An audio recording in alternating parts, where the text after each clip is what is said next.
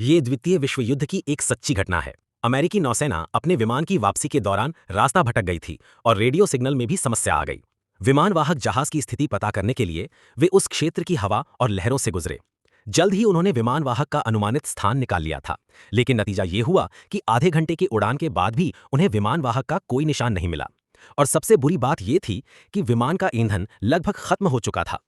ऊंचाई बनाए रखने के लिए कैप्टन ने फर्स्ट एड मैन से उनका एकमात्र बम फेंकने को कहा, लेकिन यह भी ज्यादा देर तक नहीं चला। फिर कैप्टन मार्क ने पीछे बैठे दोनों सदस्यों को सूचित किया कि उन्हें मजबूरन विमान की ऊंचाई कम करनी होगी और समुद्र में इमरजेंसी लैंडिंग करनी होगी। उन्होंने कहा कि तुरंत जरूरी सामान इकट्ठा कर लो। टीम के लिए यह पहली बार था, इसलिए वे बहुत घबराए हुए थे। फिर भी उन्होंने जल्दी से तैयारी कर ली। मार्क ने धीरे धीरे विमान को नीचे लाना शुरू किया।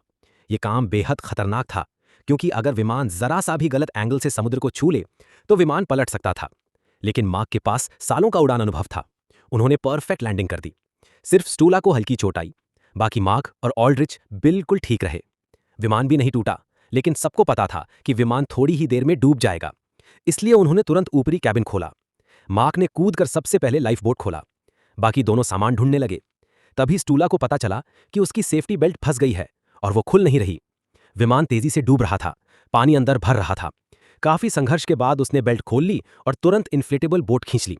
बाकी दोनों साथी भी कुछ सामान इकट्ठा करके मुश्किल से विमान डूबने से पहले बाहर निकल आए। फिर तीनों समुद्र के बीच में इकट्ठा हुए। रात को उन्होंने एक दूसरे का परिचय दिया और सोचा कि अगले दिन लाइफ बोट जरूर आ जाएगी, इसलिए ज्यादा चिंता नहीं की। सुबह उठकर उन्होंने ऐसे दिखावा किया जैसे कॉफी पी रहे हों और हंसी मजाक करने लगे। उन्हें अंदाजा ही नहीं था कि असली खतरा अभी शुरू हुआ है। काफी समय बाद उन्हें सचमुच रेस्क्यू प्लेन दिखाई दिया, लेकिन वो पहले की ही रूट पर चला गया और उनकी ओर नहीं आया। मार्क ने कहा कि अगर पैराशूट होता तो उसे पानी में गिराकर ध्यान खींच सकते